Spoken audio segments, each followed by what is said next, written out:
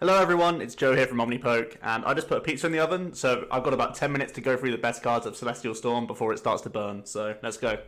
First of all, let's look at the cool dragon stuff from the set. There is a Storm Brewing with Rayquaza GX. It has the ability Storm and Stress. When you play this Pokemon from your hand onto your bench, you may discard the top 3 cards of your deck, then attach a basic energy from your discard pile to this Pokemon.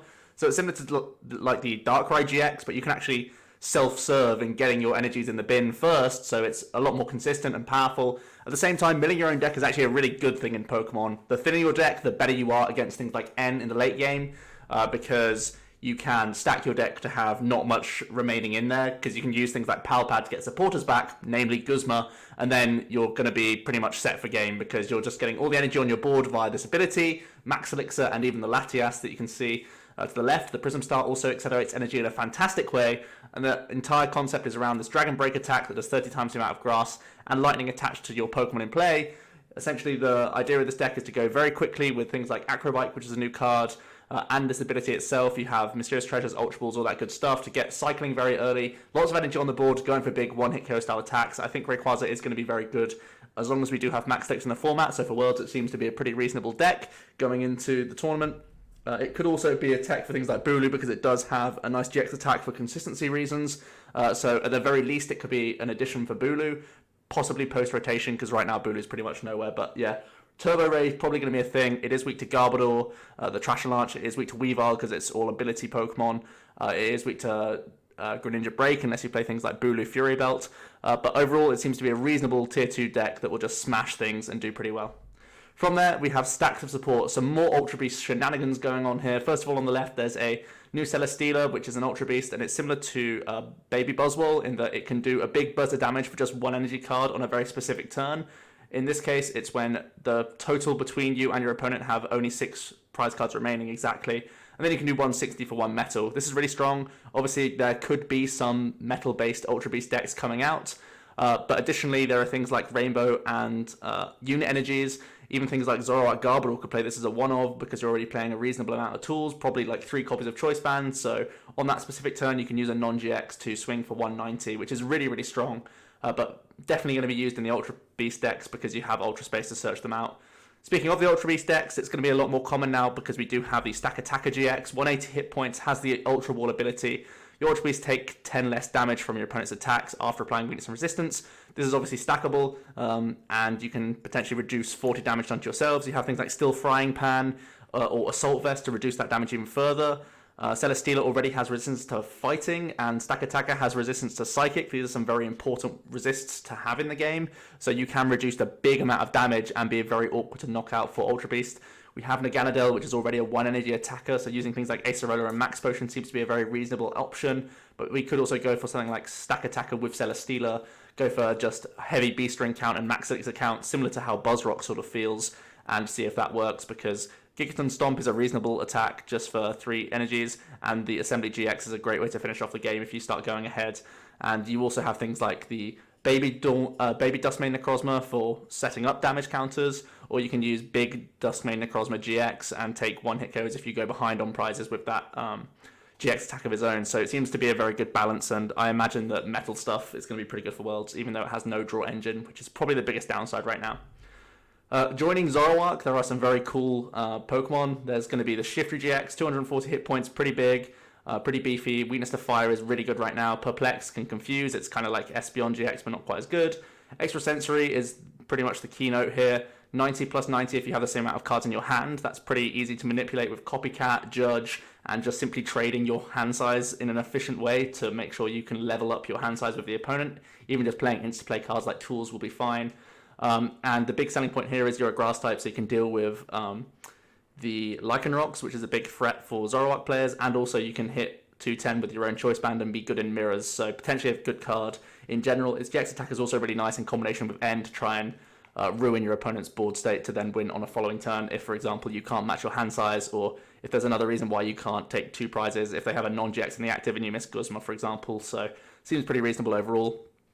From there, we have Bayonet. 190 hit points is a little bit low for stage 1, but its ability is really nice for getting damage counters set up, especially for things like Tapu Lele, because Shadow Chant with a Choice Band gets to 160 at the best of times if you discard enough supporter cards. Going to be really easy to discard with things like Trade, Acrobike, Ultra Ball, Mysterious Treasure, all these sorts of things. Really easy to get discarding right now, so it's going to accelerate quite quickly. It's a Psychic type that's also got resistance to fighting, so that's very potent at dealing with Buzzwole, which is another big headache for Zoroark decks right now. A lot of them play Mew EX, even though it's a 120 hit point liability, but it seems a lot easier. It also has the benefit of Tomb Hunt GX, which is very similar to Decidueye GX's attack, and we saw how powerful that was in combination with, once again, stuff like N to guarantee yourself game in the following turn. You can see how amazing this could be if you're recovering puzzles in a Zoroark deck, just like how we've seen it with Oranguru even. So really, really good card. Probably will be played alongside Zoroark rather than on its own. Similar for Shiftry, but I think these could also branch out in their own variants. Seeing as though Bennett specifically only requires one Psychic, again, you can use things like Unit Energies, get creative there. Additionally, you can use Rainbow Energies and use things like Buzzwole to help out with your awkward Dark weakness, which is the big thing holding back that card. From there, we have some pretty cool Stage 2s that can draw cards. Ludicolo draws one a turn and has Circular Steps, which does more damage output based on the amount of Pokemon on the board, which is interesting.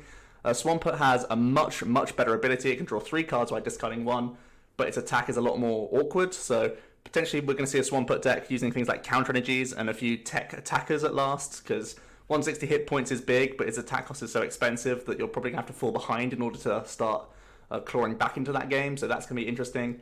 Both of these cards synergize really well with Magcargo, and Magcargo as well, obviously amazing synergy with Zoroark, because you can stack the top card of your deck to be the perfect card, so you're going to be looking for puzzles, DCEs, all that good stuff, and in these sorts of cases you're going to be looking for things like Rare Candy and other combo pieces, so Magcargo is a huge addition to the format. Paracity may keep it away until post-Worlds, but as soon as Worlds is done with, Magcargo is going to be absolutely everywhere, and is really good for these Stage 2 shenanigans, in addition to just Zoroark, so it's going to see a bunch of play.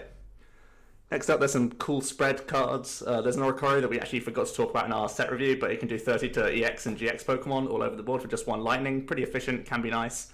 But the Shrine is the really standout card here. You can put one damage counter on GXs and EXs between turns, and this is a huge buff for spread archetypes. It could also be good for non-GX heavy archetypes as well, just for increasing your damage output, and going to be really, really potent. I think spread is something to look out for when Worlds comes around. It's really good for math fixing. From there, there's a Sceptile which can block damage from Ultra Beast, so if the Stack Attacker decks become successful, that's something to worry about, as well as being a hard counter, some people are saying, to Buzzwole and Lycanroc, because it's also a grass type itself and can sometimes one-hit KO Lycanrocs. At the very least, you could just have it alongside things like Rayquaza with like Rare Candies and such, because you're already playing grass energies, or you can play other basic type Pokemon, maybe like a heavy Bulu list, with Sceptile just as a tech in there could be interesting, seeing as though Bulu can hit 210, which is nice for Zoroark decks, and the Sceptile covers your Ultra Beast matchups. Could be potential there, and I think some people are going to try this out. From there, Scizor is a card I really want to mention because I think it's very powerful, its ability is very good, its first attack is also good, and its GX attack is all good. It just wraps up into one not quite perfect package, so I need to find a good partner for this guy, but inherently he's strong, good amount of hit points that then gets reduction on top of that, and just this ability makes it a one-hit KO threat. If you're using Guzmas effectively, you can two-hit things. Then when you get damage, you can be one-hitting other threats on their bench, then go back into two hits later on. Feels like a very nice exchange that you can come up with. But on awkward turns, it's going to be awkward, and it's got a fairly expensive attack cost with not the best acceleration. So there's going to be a way for Scizor to be good. We just haven't figured it out yet, so that's one to keep an eye on. From there, quick mention for Regirock, just because it's like another baby Buzzwole and that it's really good early pressure for the Buzzrock players. For one fighting, you do 20 more damage if there's a tool attached, so this is really good pressure, and you're not weak to Psychic, so this could be alongside Baby Buzzwole as a really good searchable early game attacker. Finally, there's Acrobike and Copycat, both reprints, both powerful cards, we'll see play for Worlds. Acrobike amazing for things like Ray, Burnett and such, and Copycat just good for helping out in the Zoro meta. So that's me, guys. Hope you liked the review in 10 minutes, and I gotta go eat a pizza. See ya.